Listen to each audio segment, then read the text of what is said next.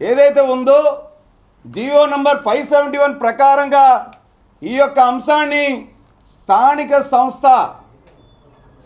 సంస్థ యొక్క అభిప్రాయాన్ని కానీ వాళ్ళ ఆలోచన కానీ వాళ్ళకి తెలియజేయడం కానీ వాళ్ళకి ఎన్ఓసి తీసుకోవడం కానీ మీరు చేసి అప్పుడు ప్రభుత్వాన్ని పంపాలనేటువంటిది సుస్పష్టంగా బొత్స సత్యనారాయణ గారు మినిస్టర్ గారు ఉన్నప్పుడు ఇచ్చినటువంటి జీవో అండి ఇది.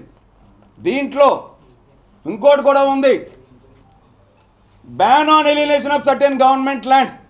ఈ మాత్రం నాలెడ్జ్ ఆ మాజీ మంత్రి గారికి బయట అప్పుడు చాలామంది 3 రోజుల నుంచి చదువుతున్న మంత్రులకి వాళ్ళ మాజీ ఎమ్మెల్యేలకి తెలియదేమో.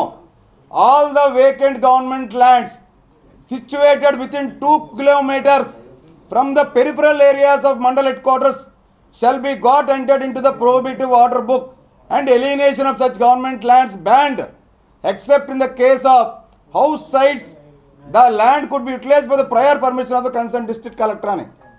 అంటే ఆ మండల్ హెడ్ క్వార్టర్ దగ్గర నుంచి కూడా 2 కిలోమీటర్ల దూరం వరకు ఎటువంటి ప్రభుత్వ భూములు ఎవరికి ఎలినేషన్ చేయడానికి అవ్వదని చెప్పి ఉన్నప్పటికీ కూడా హైకోర్టు ఉత్తర్వుల మేరకు ప్రతిపాదనల్ని ప్రభుత్వాన్ని పంపిస్తూ ఉంటే వీళ్ళంటారు, ప్రెస్ మీట్లో పేపర్లో చూస్తున్నాం, మా ప్రభుత్వం వచ్చిన తర్వాత 2024లో 74 ఎకరాలు గీతంకి భూములు కట్టబెట్టారంటారు. ఇది 12 జూన్ 1998 ఈ జియో నంబరు 414 12 జూన్ 1998లో గవర్నమెంట్ జీవో ఇచ్చింది ఎలినేషన్ చేసి గీతంకి. ఎన్ని ఎకరాలు? సర్వే నంబర్ 17/1 నుంచి సర్వే నంబర్ 17/28 వరకు 71 ఎకరాల 15 సెంట్లు గీతంకి. అప్పుడు ఎకరం 18,000 లెక్కన 1998లో అప్పుడు ప్రభుత్వం ఎలినేషన్ చేసింది ఇది. అప్పటి నుంచి ఇప్పటి వరకు కూడా చంద్రబాబు నాయుడు గారు ముఖ్యమంత్రిగా ఉన్నప్పుడు 5 ఏళ్ళు కూడా ఏ రోజు కూడా గీతం భూములు ఎలినేషన్ చేసిన సందర్భం లేదు. వీళ్ళు techno infratech projects private limited, Avian realtors LLP, Vijayasai Reddy కుమార్తె 1803/2021 డాక్యుమెంట్ నెంబర్. ఇది ఏకంగా వీళ్ళు రాయించుకున్నది 4 ఎకరాల 87 సెంట్లు అండి. 4 ఎకరాల 87 సెంట్లోటి 1300 గజాలండి. ఇది నేరల వలస అత్యంత విలువైనటువంటి ప్రాంతంలో జగన్మోహన్ రెడ్డి తన ఉత్తరాంధ్ర జిల్లాల ఇన్ఛార్జు విజయసాయిరెడ్డి కూతురు సంస్థ అవియాన్ రియల్టర్స్ ఎల్ఎల్పి మీద రాయించుకున్నటువంటి ఆస్తి అండి. ఇది గీతం యాజమాన్యం కుటుంబం దగ్గర నుంచి. అప్పుడు ఏదైతే గీతం యాజమాన్యం రాష్ట్ర అత్యున్నత న్యాయస్థానాన్ని ఆశ్రయించిందో, రాష్ట్ర అత్యున్నత న్యాయస్థానాన్ని గీతం సంస్థ 2022లో రిట్ పిటిషన్ నంబర్స్ ఇది 30106 ఈ రిట్ పిటిషన్ నంబర్ ఏదైతే ఉందో అన్యాయంగా మా యొక్క స్వాధీనంలో ఉన్నటువంటి విద్యకి నేర్పిస్తున్నటువంటి విద్యా సంస్థ భూముల్ని ప్రభుత్వం కూలగొడుతుందని చెప్పి రాష్ట్ర ప్రభుత్వం మీద డిస్ట్రిక్ట్ కలెక్టర్ విశాఖపట్నం మీద కేసు వేసినటువంటిది. ఇది ఇంకో రిట్ పిటిషను. ఇది కూడా 2022లోనే వైసీపీ ప్రభుత్వం రిట్ పిటిషన్ వేశారు. ఇది 2005/2020 వైసీపీ ప్రభుత్వంలో వేసినటువంటి గీతం యాజమాన్యం కేసులు. ఇది గత కాంగ్రెస్ ప్రభుత్వంలోనో తెలుగుదేశం ప్రభుత్వంలోనో వేసిన కేసులు కావివి. ఆ 20,050/2020 కేసు ఏదైతే ఉందో ఈ కేసు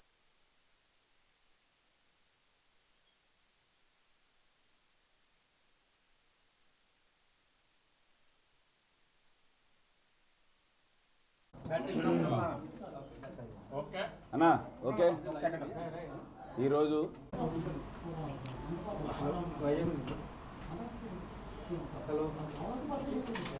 సైలెంట్లో పెట్టి సార్, ఫోన్ సైలెంట్లో పెట్టాను. ఫోన్ అందరూ కూడా సైలెంట్లో పెట్టారు.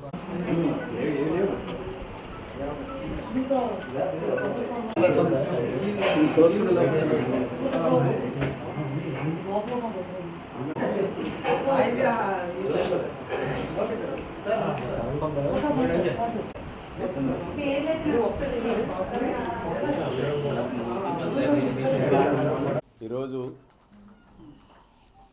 పాత్రికేయుల సమావేశానికి ఇచ్చేసినటువంటి పాత్రికేయ సోదరులు, ఎలక్ట్రానిక్ మీడియా ప్రతినిధులు, కెమెరామెన్ సోదరులు, ఫోటోగ్రాఫర్ సోదరులు అందరికీ కూడా పేరు పేరున హృదయపూర్వకంగా కృతజ్ఞతలు తెలుపుతూ ఉన్నాం. ముందుగా మీడియా సోదరులందరికీ కూడా, ఎలక్ట్రానిక్ మీడియా, ప్రింట్ మీడియా, అలాగే ఫోటోగ్రాఫర్ సోదరులు, అలాగే వెబ్ ఛానల్స్ అందరికీ, సోషల్ మీడియా ఛానల్స్ అందరికీ కూడా మేము క్షమాపణ కోరుతూ ఉన్నాను. ఇవాళ కౌన్సిల్ సమావేశానికి ఏదైతే మీడియాని ఆఖరి నిమిషంలో ఇవాళ కేవలం సమావేశం జరగకూడదు అనేటువంటి ఒక ఉద్దేశంతో ఏదైతే వైసీపీ నాయకులు పన్నిన కుట్రలో భాగంగా ఇవాళ మీడియాని ఆఖరి నిమిషంలో రానివ్వకపోవడం అనేది చాలా బాధాకరం. మేము అందరం కూడా మనస్ఫూర్తిగా మేము క్షమాపణ చెప్తా ఉన్నాం మీడియా సోదరులందరికీ కూడా. ముఖ్యంగా 10 రోజులు అయ్యింది సభ్యులందరికీ కూడా ఎజెండాలో గీతము అంశం అనేది 15 అంశం. ఈ 15 అంశంలో గీతం భూముల గురించి విశాఖ రూరల్ ఎంఆర్ఓ గారు